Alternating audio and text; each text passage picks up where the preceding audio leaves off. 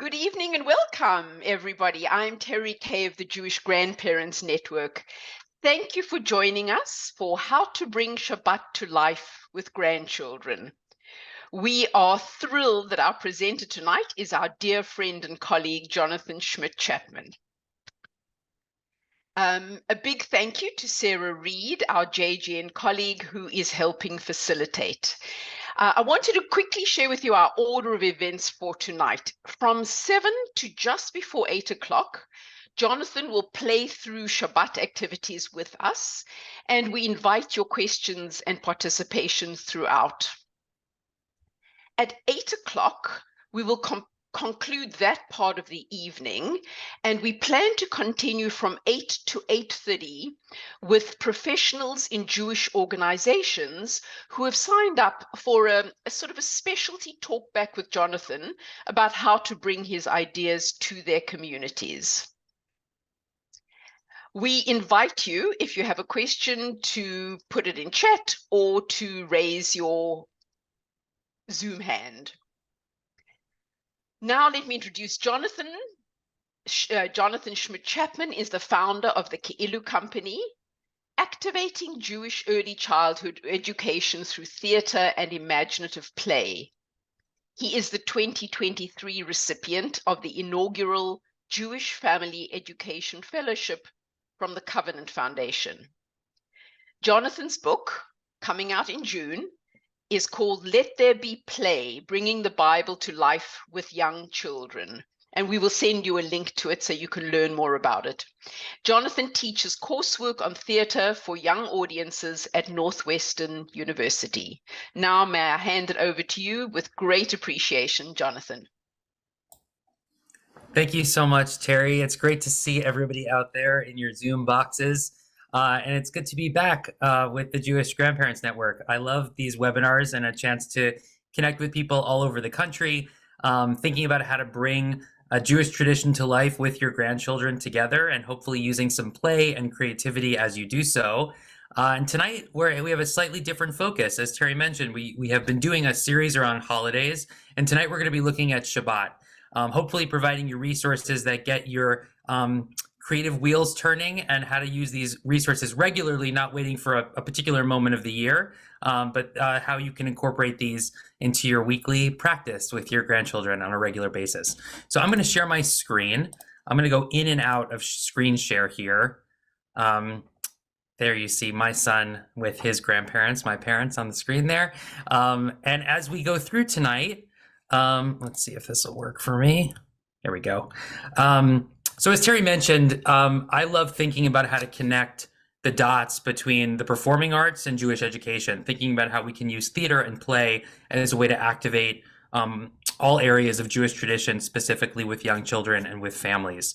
And tonight we're going to be looking at some active techniques, some activities from our Discovery Kit, which we'll introduce you to.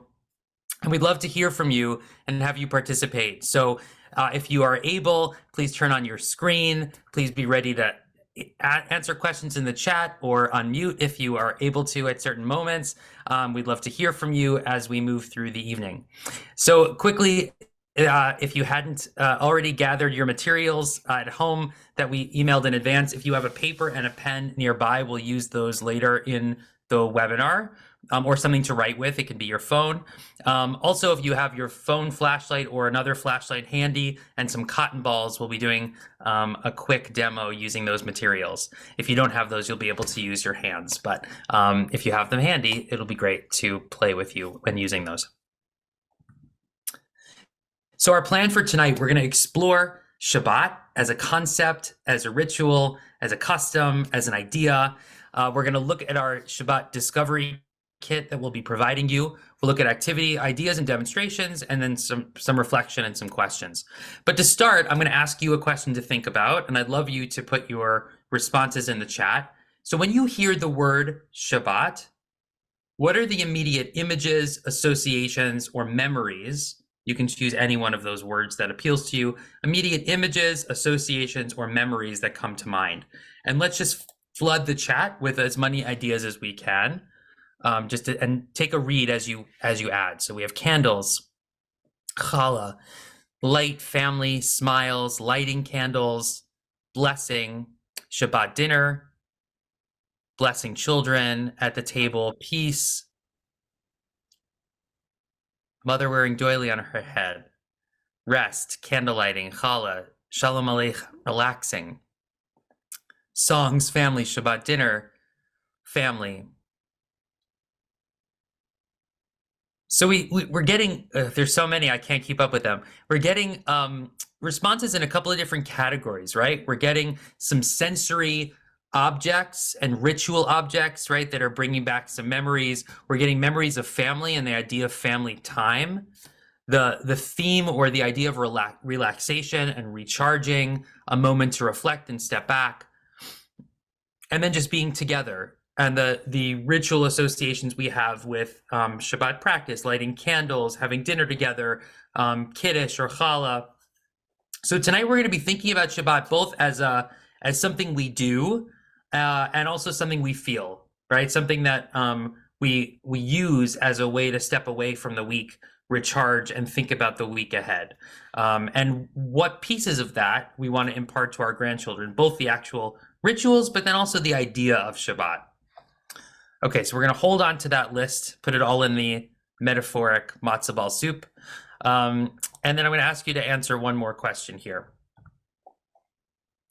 So just for yourself, how do you currently take time in your week to reflect and recharge? So that can be, if it happens on Shabbat, great. If it happens another day of the week, great. It may not fit into the container of Friday evening to Saturday evening. But what are the ways, what was the first thing that popped into your head when I say, what do you do personally to reflect and recharge, to take moments to step back? So we have some daily meditation, hobbies, going to synagogue, lighting Shabbat candles, just the idea of calmness or daily prayers, meditation.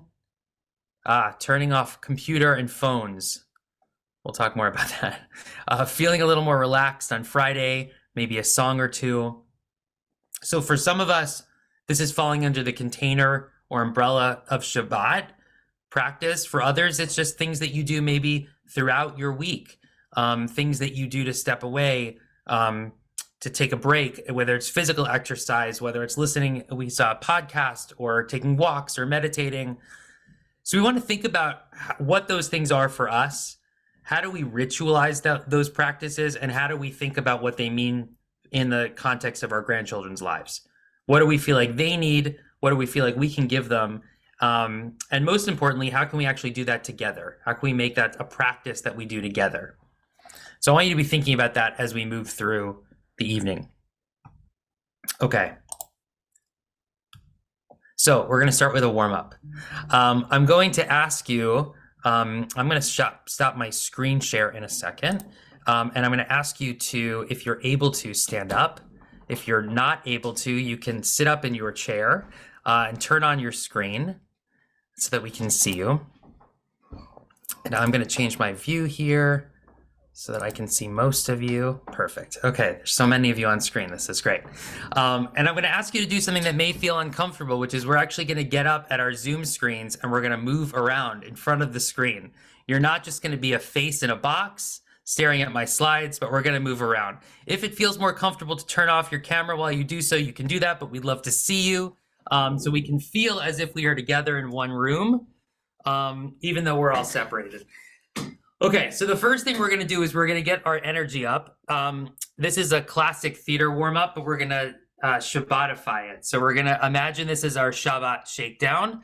Shabbat happens on the 7th day of the week, so we have 6 days and then Shabbat. So we're going to use the number 6 as a way to count down and physicalize that with our bodies as a way to pick up our energy. So we're going to start with our right hand, then our left hand, our right foot, and then our left foot. You can't see my feet, but you can imagine them. So that's our pattern, right? Right hand, right foot, left foot.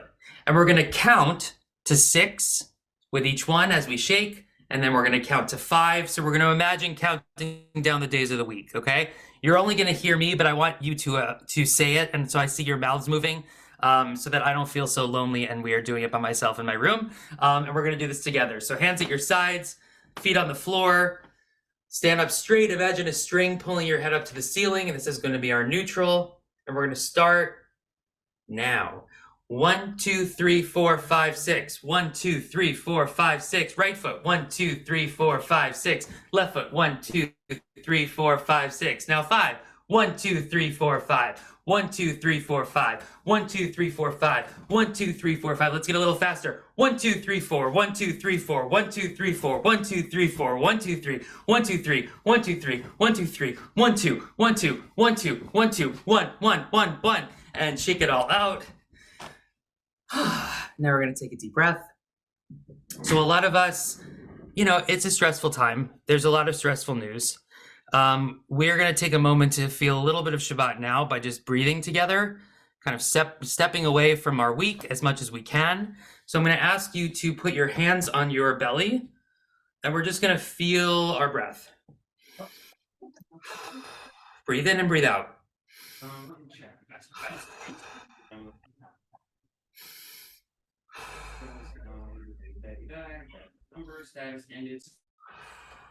Okay. Now, as we keep breathing, we're going to lift our hands towards the screen, and we're going to imagine a giant, like a beach ball. Okay. And as we breathe, we're going to push out on the ball. And as we breathe in, we're going to put our hands back. So we're imagining all of our hands on the same ball. Okay. Here we go.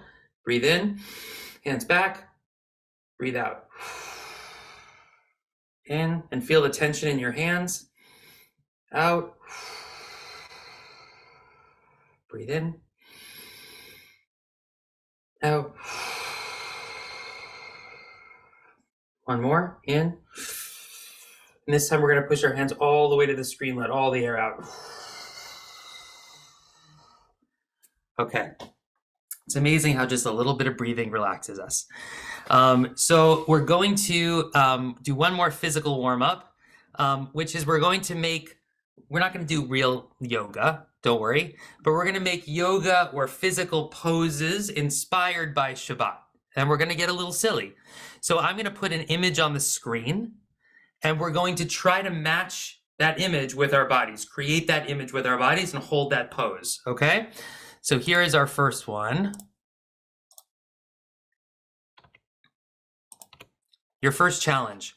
We're going to make a pose inspired by the Shabbat candles, okay? So think about how you can create this shape with your body. And there's no one right way.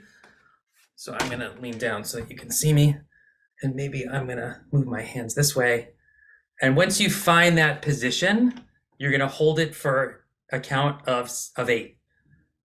Just breathing. 1, 2, 3, 4, 5, 6, 7, 8. Well done. Now we are going to make a Kiddush cup. How can you create this shape with your body? Maybe I'm going to point my toes out. You can't see to create the base. And maybe I'll put my arms out like this, reaching up, stretching as wide as I can. If you want, you can create this part. No right way. And once you find that shape, freeze.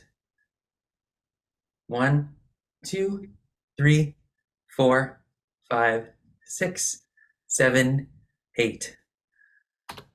Now we're going to create challah. So how can you twist your body? Yeah, Edna, that's great. How can you twist your body into the shape of a challah, maybe using your legs as well? Get creative. And once you feel like you have your shape, freeze. 1, 2, 3, 4, 5, 6, 7, 8. Well done. Okay, I'm going to stop share one more time. So does anybody have any other ideas for Shabbat-inspired poses that they want to throw in the chat for us to try? Jonathan, Edna raised a hand. Perhaps she does. She was Edna, raising her Zoom hand as part of her pose. Yeah. Oh, I see. Let's see. Do we have any? Ooh, vase with flowers. Okay, Ronnie, let's see. Everybody can try that. How do you create a vase with flowers with your, yeah, that's good. Nice ideas there.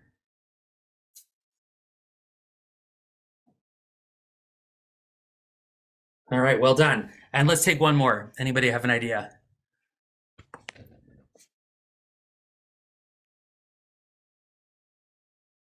Ooh, sunset. Nice, Susan. Okay, let's see.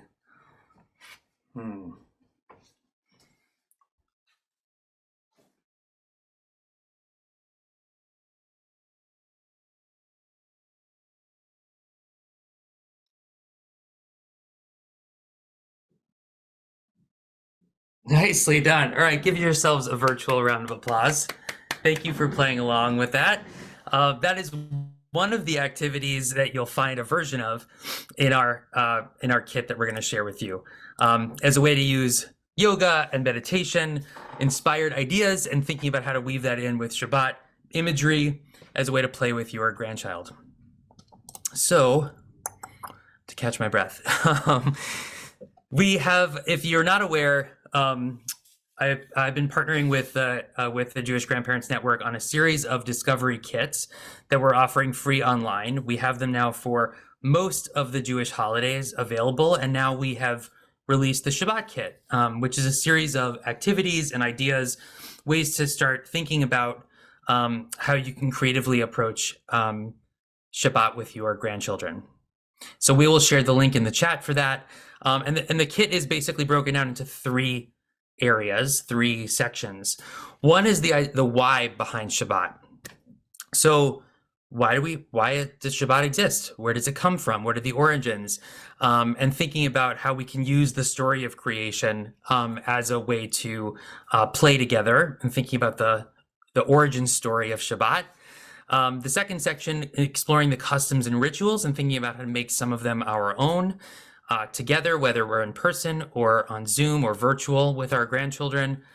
And then finally, making Shabbat meaningful, thinking about how we can connect the experience of Shabbat each week, creating our own rituals together as a time to look back, to look forward, and to take a breath as a family. Okay, so we're going to explore a little bit of each of these sections tonight.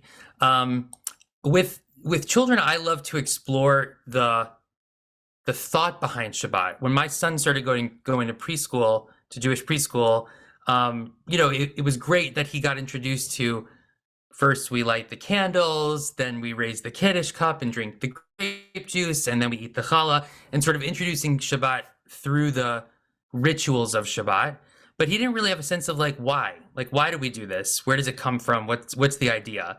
And the idea is biblical, right? It's one of our core Jewish practices. And it originates in the story of creation. And whether we want to look at this as, depending on your own practice, whether we look at this as, the way things happened, or a story, or a metaphor, or really just the notion of the idea of creation and rest. As an artist, I really respond to this idea, right? We make things, we spend a lot of creative energy through the week, and then we take a time to stop making and to look back and to think about what we've made before we move into the next week. So I'm going to read you a little story that we have, a version of the Days of Creation story that we put in your kit as a way for us to think about the first Shabbat that you can use, and then we'll talk about ways to activate that. So how was the whole world created? Some say it happened with a big bang. Others believe it started with a tiny spark of light. Here is one version of the story found in the Torah. A long, long time ago, there was nothing at all. God decided it was time to make something.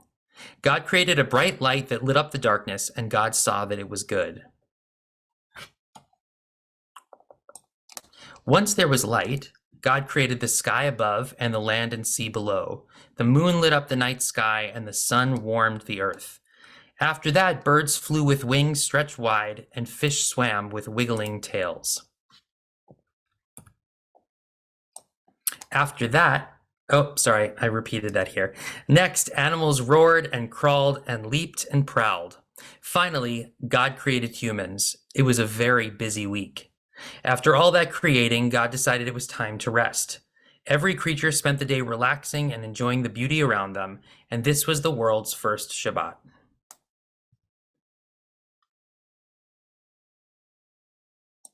The Jewish people have continued this tradition for thousands of years. Each week we learn and create and grow, and at the end of the week we take a rest to breathe, relax, recharge, and to be together, enjoying the beauty in the world before the beginning the week again. Okay, so it's a version that you can read or use, but one of the activities that we put in the kit is the idea of activating each of those days of creation as a challenge. And making them sensory. So we're not going to get to go through all of them, but we have ideas for a way to play around each of those days of creation up to leading to the idea of taking a big rest and using objects around the house, things you might be able to find as a way to play these days of creation. So if you have your flashlight handy, we'll try the first one. So I'm going to turn my lights out.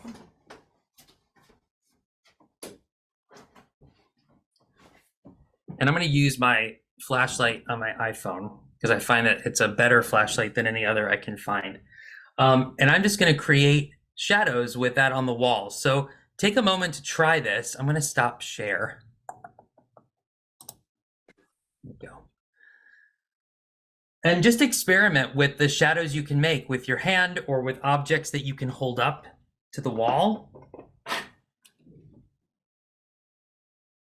And try turning off the light and turning it back on. You can also notice that if you hold the object in one place and move the light, you can actually move the shadow across the wall. You can move it up and down. And just experiment with how you can make the shadow really big by putting the light close up to the object or your hand or pulling it back. You can obviously create different shapes with your hand.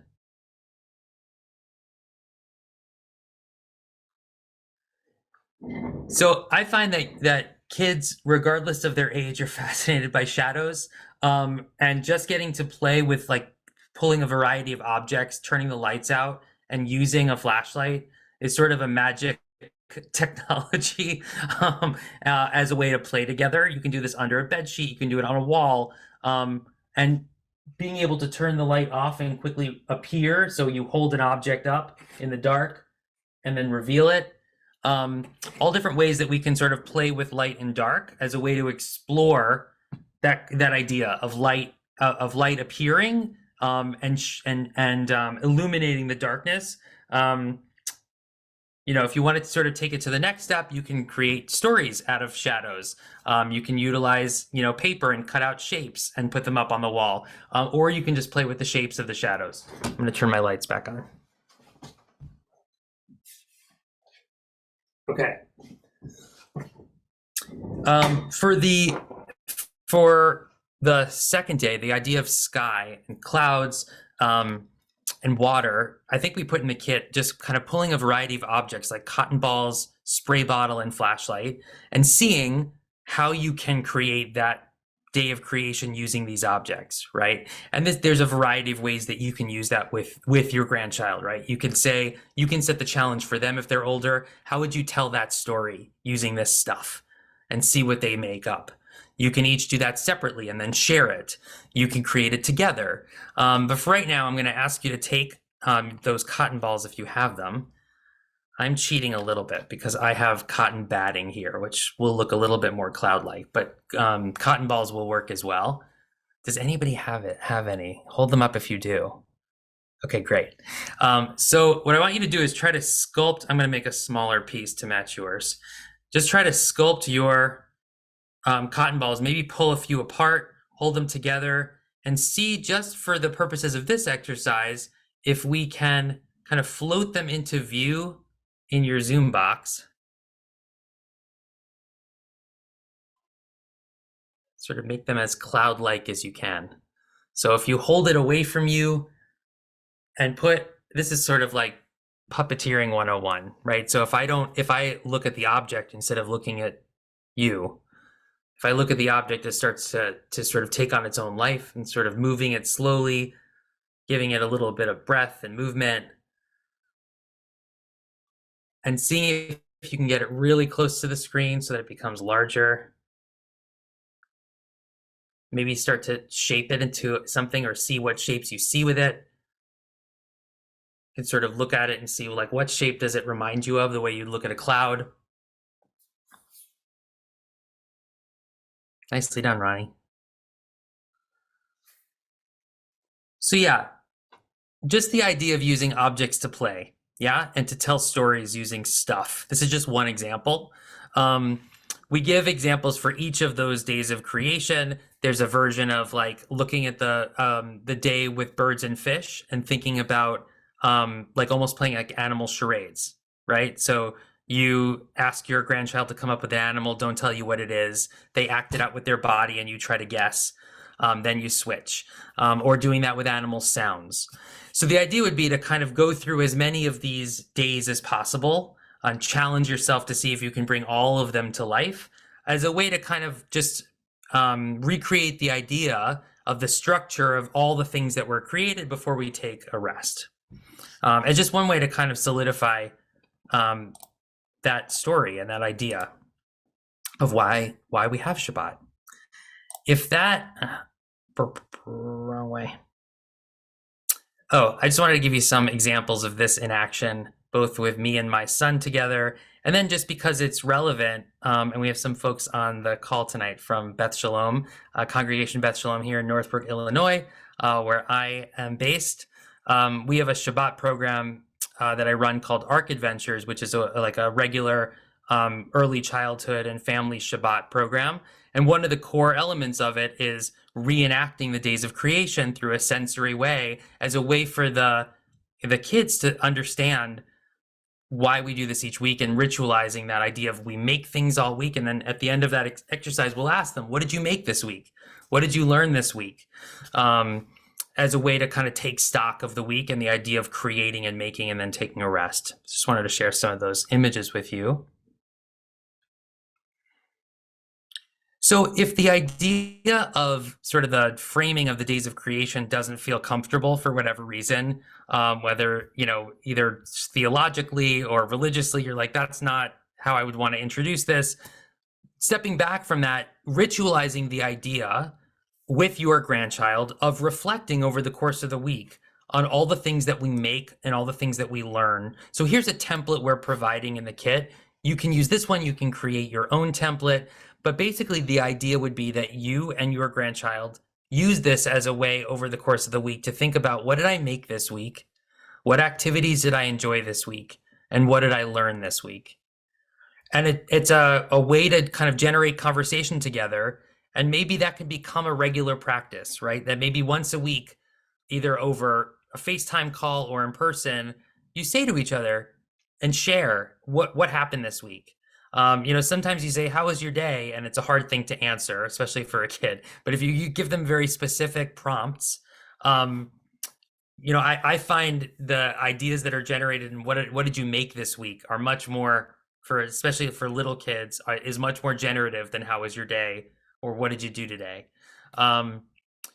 So for older kids, obviously they could fill this out. For younger kids, it could just be a one question that you ask each other. And I encourage you too to answer them for you as well, that it doesn't just become you asking them, but that you also share, and you reflect on, what did I make this week? What did I enjoy this week? What did I learn this week? And then together thinking about the ways that you can sort of recharge for the week ahead. What are the things I do over the weekend or on Shabbat to get myself ready for the next week? And how can you sort of share ideas with each other for that as a way to connect with each other? Okay, so we threw about a couple of ideas at you. Let's take a pause first now for questions, or I'm going to ask you a question of, why do you think it's important to instill the value of Shabbat in your grandchildren and in their lives? Either prompted by what we've been sharing or just in general. What do you think is important about that? We'd love to hear from some people. And if you're willing to answer out loud, we'd love to unmute and hear a couple of those responses orally, not just on chat. So why do you think it's important to instill the value of Shabbat in your grandchildren? whether it's like we're talking about the literal rituals of Shabbat or just the idea of ritualizing taking a break and disconnecting. Anybody want to share? Yeah, go ahead, Edna. Well, I think it's important as a Jewish grandparent to give them part of our history that lives forever. And it's just it was always an important part of my growing up and my children's. And now their children need to also feel that Shabbat is a very special day. How you do it is fine, but we have to mark it as a day that's special. And however your family does it, you're still taking the ordinary and the mundane of the week and now making the special day that your child and your grandchildren can look forward to. And whether it's just lighting the candles, I have one set of grandchildren in a different state. We light the candles on Zoom, but they look forward to it. And this is important for me also to keep that continuity. Beautifully put, Edna. Thank you. Helene. The world today is everyone in it is bombarded by the world in a million different ways, social media, and they need to understand that that everything is a blessing, and that they need to take some time away to appreciate that.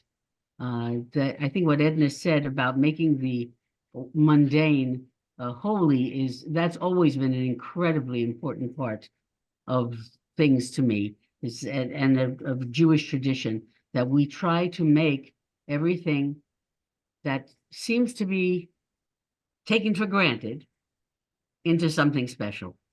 And we need a lot more of that, because we're, as I said, bombarded by advertising and media. A little time to appreciate things that you wouldn't necessarily think about if you didn't make the time. Thank you. Thank you for sharing that. Gail, go ahead. I believe in the old saying, more than the Jews have kept Shabbat, Shabbat has kept the Jews. And I think it's so sensorily loaded that the memories of Shabbat linger way past childhood. As evidence from the beginning of this webinar and just seeing those memories flood the chat, it's a perfect embodiment of what you're sharing, Gail. Nancy, one more. Go ahead. Yeah, I totally agree about more than Shabbat, more than we observe Shabbat. Shabbat helped us to stay as Jews. I just wanted to share a practice that I do, and I do it with my 3 sons. I started doing it several years ago when I was away at a New Cage conference, and I just felt so connected. I wanted to connect my children, and I sent them a text on a Friday night just saying, "Good Shabbos, I love you." That's all I said to them. And then week after week and month after month, that has continued for years now, where every Friday night, I just send my sons a text and I say, "Good Shabbos, I love you," because I want to remind them it's not Friday night, it's Shabbos, Sunday, Monday, Tuesday, Wednesday, Thursday, Friday night is Shabbat, and now my 2 little grandsons, whose mother is not Jewish, she has started texting me before I even get to text my son. And she'll say, "Hi, Bubby, the boys want to say good Shabbos to you." And they're saying good Shabbos to me, my little ones, 4.5 and 1.5. And it means the world to me, because even though they're not being raised, quote, as Jewish, they have a Jewish soul, and they know that it's Shabbos. And when I go visit, we celebrate Shabbos together. I'm going to do more on Zoom with them, though. Beautiful. Yeah, I want to uplift to this idea that was raised earlier about making that day special, making a day of the week separate and special. For my family, Shabbat became that much more important during COVID, actually. You know, every day felt the same, and it felt like a gift to have a ritual that made one day feel different in sort of a sea of days that was the same. And I think that structure, um, I love watching the way that the structure lands for my 6-year-old. You know, the idea of like he loves looking forward to a specific day of the week that always feels the same, that we come back to and return to, that cycle repeats.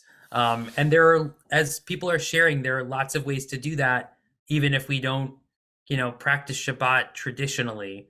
There are ways to kind of create weekly containers, whether in person or on Zoom or on FaceTime, to mark a day as different, to connect in that way, and to yeah, to use Shabbat as a reason to connect and to reflect. Okay, I'm going to move us forward. So we wanted to share a couple of basically creative ways to think about Shabbat customs. These are not things that we can necessarily demo on the webinar, but hopefully they inspire ideas. And we'd love to hear, someone already shared the idea of sort of the weekly text. What other ideas folks have for the ways that you've adapted or made Shabbat customs your own, as we contribute to a kind of greater pool of ideas that we can all share.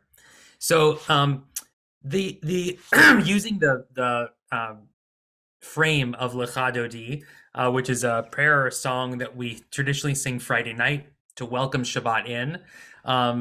This is not, you know, as a parent with young children, Friday night services can be a very hard time to go to synagogue, if synagogue is part of your practice. But just thinking about the idea of ritualizing welcoming in Shabbat, right? Now, how do we sort of mark the change from the week into Shabbat? And there are lots of ways that we do that by lighting candles and other things that we do. But we thought it would be fun to kind of create a ritual of Lecha Dodi parade. So using household objects or instruments from around the house, creating signs, and actually like parading through the home to the sound of Lecha Dodi. In the kit, we provided you with links to a bunch of different versions of the Lecha Dodi. If you don't know it, or if you don't want to sing it on your own, and you can, you know, score your parade with that music.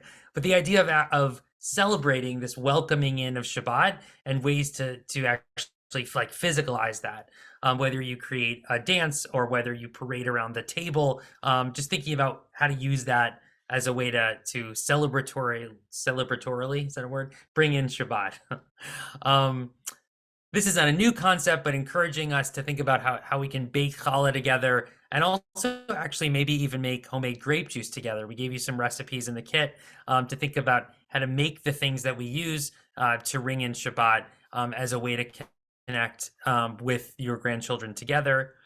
And finally, the idea, so we have that ritual of the Lecha Dodi to welcome in Shabbat.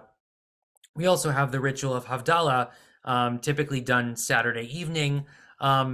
But we offered you the activity of making your own bisamim, which are the spices that we smell to kind of hold on to the sweetness of Shabbat just a little bit longer. So with this activity, you can collect or purchase a bunch of different spices, sweet smelling spices, lay them out in different containers, and do kind of a smell test with your grandchild. You could blindfold them or tell them to close their eyes and smell each one and kind of rate them. You know, which one is the one that smells the most sweet? Which one do I not like the smell of?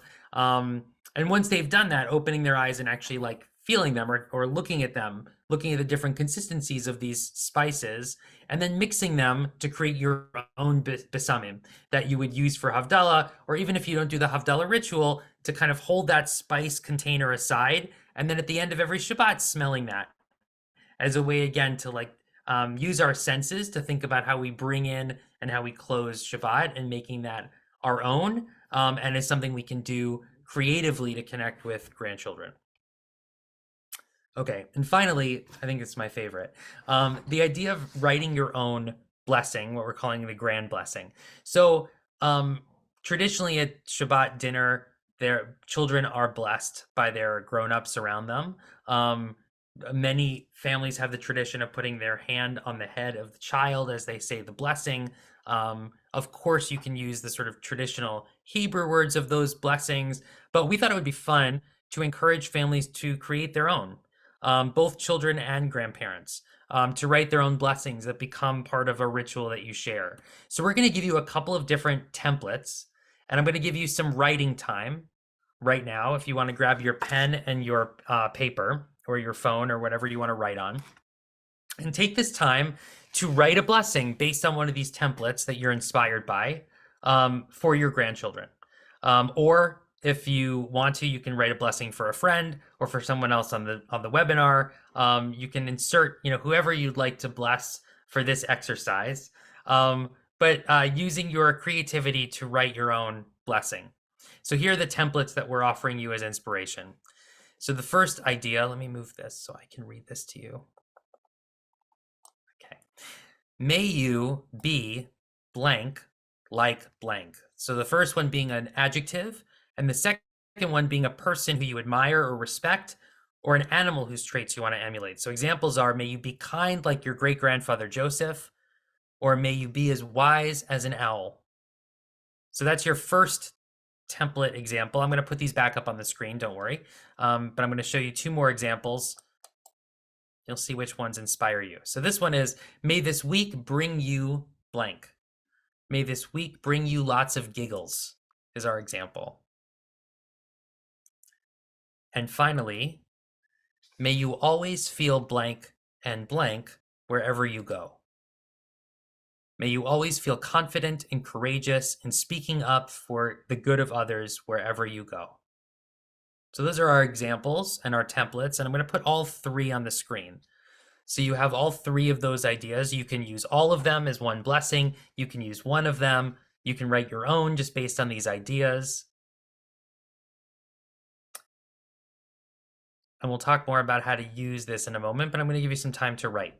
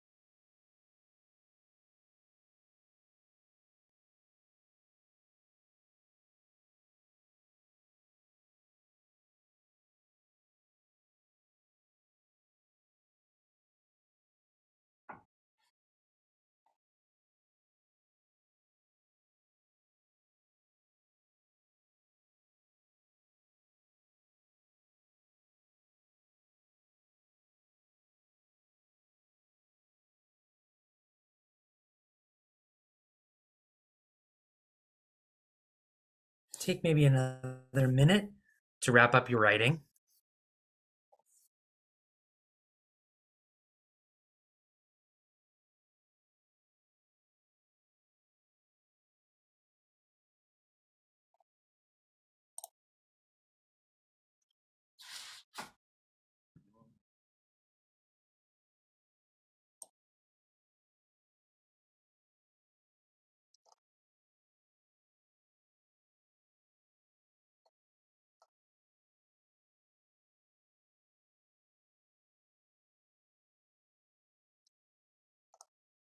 I'm just uplifting Sarah's comment in the chat about loving the idea of sharing traits of relatives that they didn't know, but that you knew. So it's using this as a way to keep the continuity of ancestors alive. I love that reflection, Sarah. So I'm going to ask you to put your blessings that you wrote in the chat. We'd love to see them. And if anyone is feeling up for it, we'd also love to hear them out loud. So raise your hand and unmute so we can just hear some of these.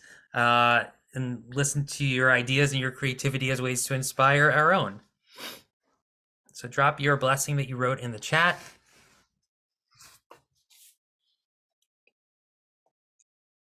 Don't be shy.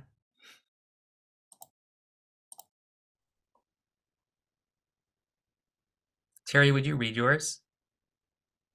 May you always be true to yourself, acting with integrity and trust in your good intentions toward others and the world.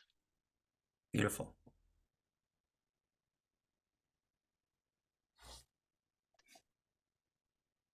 Anybody else want to share what they wrote?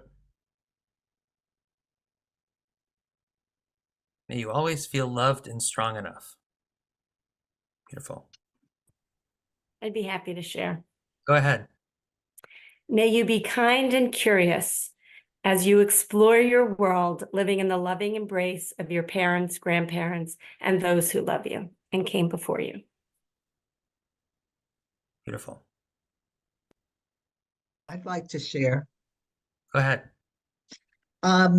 I would really like to, I'm thinking specifically of an out-of-town family, and the mother is Jewish and the father is not. So I'd like to involve the father in the whole feeling of all this. So I wrote, may you have the kindness and fearlessness of your mother, the generosity of your great-grandmother, who was a big part of the mother's childhood, and may you have the creativity and imagination of your daddy.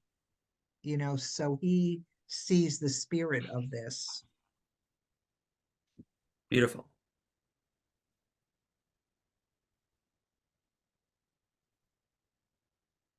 I'm loving the ideas that are coming in on the chat as well. And I would encourage you, if you decide to try this or use this, what does it look like to encourage your grandchild to come up with one too? So empowering them that they get to bless you every week, not just you blessing them. It might be, the easiest template of may you find in the week ahead blank, and then they come up with that. If they're too young, they can also, they can dictate the words and you can write them and they can draw a picture. And maybe that blessing picture is something they hold up every week.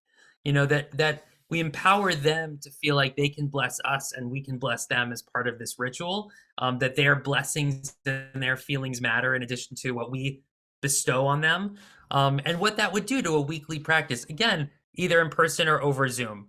That's something that you share every week, whether it's the same words, right? Whether you come up with something that you want to say, this is always the blessing that we give, and we remember it.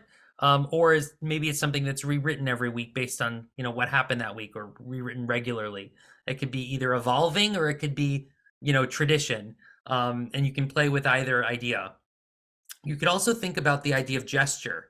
Especially if you have more theatrically inclined children like my own, the idea that, we traditionally gesture, right? We put our hands on the heads of the child. We use our bodies, not just our words. So how can we physicalize the blessing that you created? Maybe there's a gesture for each of the phrases, right? They come up with a movement that they do every time they do the blessing for you. How do we make this a creative activity? This idea of blessing. And to Sarah's point, something that doesn't necessarily have to feel exclusively Jewish, right? That it becomes a practice regardless of a family that reflects multiple faiths. Just this idea of thinking about the gifts we want to give each other every week and what we want to send each other out into the week with, as something that we think about every week on Shabbat. Beautifully written. Thank you for going along with that. And I hope other people's ideas inspired your own as a way to think about this activity. Okay, going back into the screen share, I think. Okay, so just take a moment to think. We offered a bunch of ideas. Hopefully that they're starting points for ideas of things that you come up with on your own, or that you use this kit and what we've provided as kind of a creation of new rituals, new ideas, and ways to practice or think about Shabbat with your grandchildren. What were you inspired by? What came up for you that you feel like you might want to use or might want to play with, and what questions do you have? So take a minute to think about those prompts and put some responses in the chat. What are some of the ideas that inspired you, and how can you imagine using them? And what questions did you have? What did it make you think about?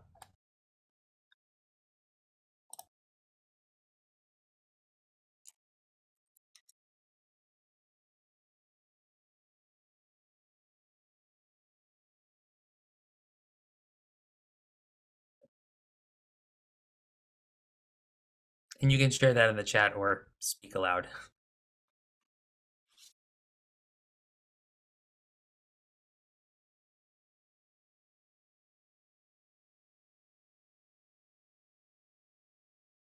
So Terry says, for parents who are not the least bit interested in Shabbat, what is an easy way to get them to go along with it? Great question. I mean, I think the idea for modern parents, I think the idea of a digital Shabbat is a really resonant one. There's an amazing book called 24/6 by a writer and author, an artist named Tiffany Shlain. And she does this experiment with her family of basically creating digital Shabbat. It's not a religious experience, but it's like once a week we're going to turn off all screens. And she tries it, and then she reflects on that in the book. And I just think, like, we are so inundated with screens and information, and the idea of, like, can we take it one day a week? If a day is too long, a couple of hours a week, that we ritualize the idea of, like, shutting off technology and being together. And I think, like, that in some ways is like the most pure and current form of Shabbat that a lot of people can connect to, even if they are not interested in the religious or cultural practice of it. You know, this idea of, like, taking space to disconnect, be together, whatever that looks like for your family, and making it a ritual that you can count on and that you hold on to. I don't know. I wonder if that's a way to kind of connect to the idea of it, rather than the kind of push away of, like, oh, we would never do that in our house because of XYZ. Terry, I was so busy answering your question, I missed a lot of what happened in the chat. So if you if you saw any questions go by. Josh Rosenberg, who works at a congregation, had and is staying on for our professional talkback, asked something similar. Josh, just say it out. If you feel, Jonathan, if you want to speak it out loud, maybe Jonathan could add to it because you encounter it. Sure. I was asking on behalf of grandparents who are working with their children, so the parents of the grandchildren who are resistant to this whole enterprise to begin with. So not necessarily getting the parents into Shabbat, but getting them into the grandparenting aspect of all of this.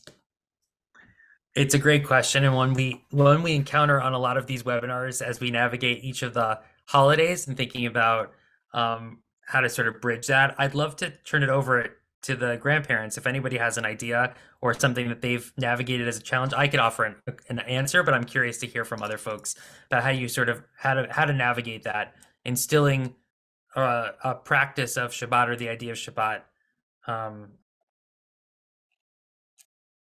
across maybe a divide with the generation in between. Bethany? Yes, hi. Well, I have two sets of kids. I have one that lives relatively close by and another who just had a baby and lives in DC. But I like the idea. I noticed that my daughter-in-law and son do light Friday night candles, and my grandson loves challah. So maybe one of the things that we could encourage, although I don't get home early enough, is that we light candles over Zoom. And it may force me to light my Shabbat candles every Friday night, which I don't always do, but to do that sort of consistently, and just make that sort of a thing. My other son's married out of the religion, so that's going to be a little more challenging as my granddaughter gets, I mean, she's only 2 weeks old, so I don't know what's going to happen. But it's hard.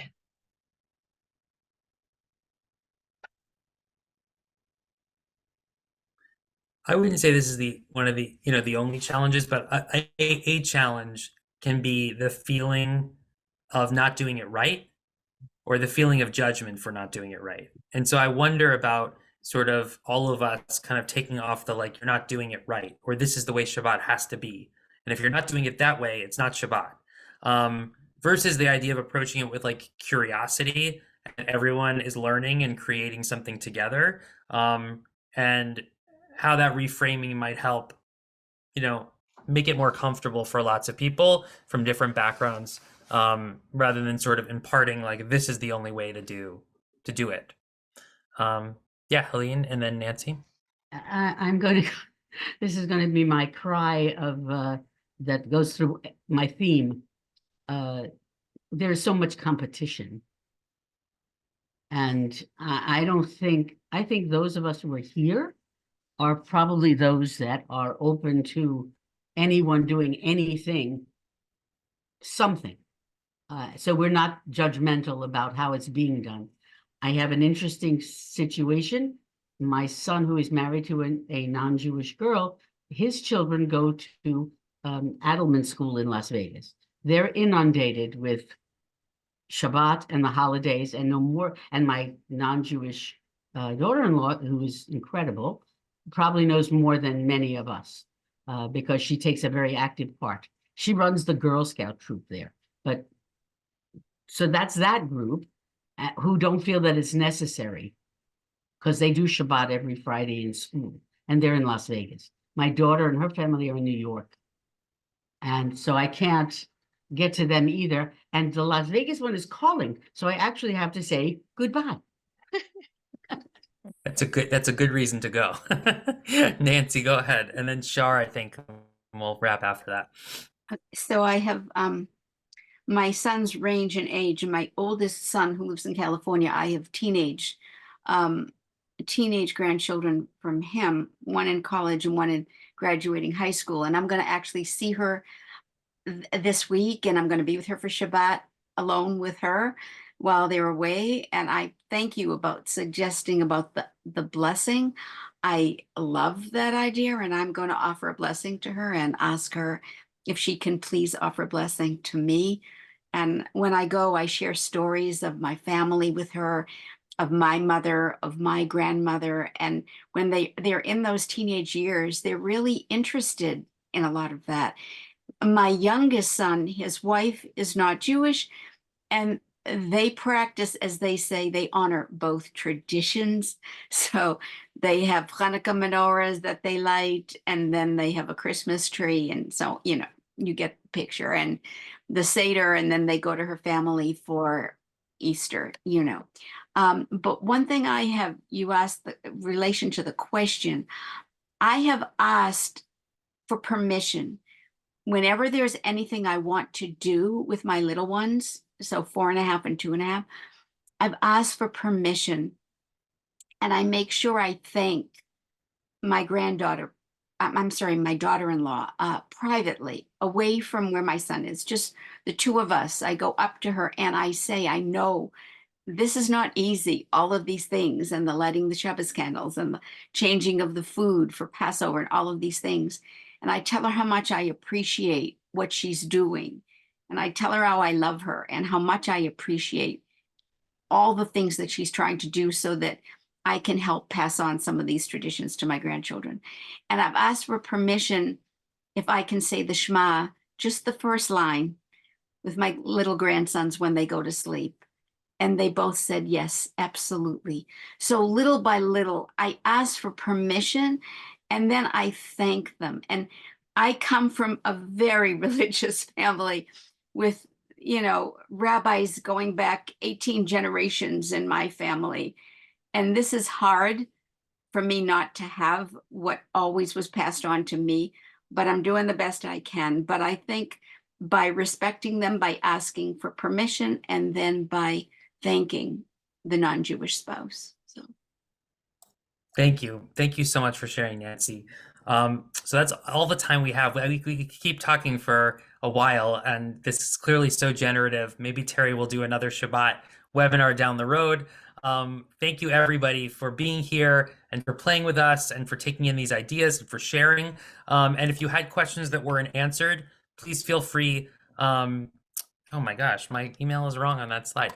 I'm going to unshare here, and I'm gonna put my email in the chat. Please feel free to reach out and ask your question, and I'm happy to write back to you. There you go. We look forward to sharing more activities and resources with you and kits with you. So please take advantage of those resources and use them, and share with us how you use them in action. Thank you, everybody, for being with us tonight. Thank you, Jonathan. Thank you for, as always, a joy-filled hour. Thank you to all our friends for joining us tonight. This concludes our webinar, and we really appreciate that you joined us. And we ask the organizational professionals to just please stay on for after our grandparent community has left. And if any among our grandparents are community professionals too, and you didn't pre-register and you're interested, we invite you to stay on. We welcome you. To everyone else, thank you very much for joining us, and have a wonderful week.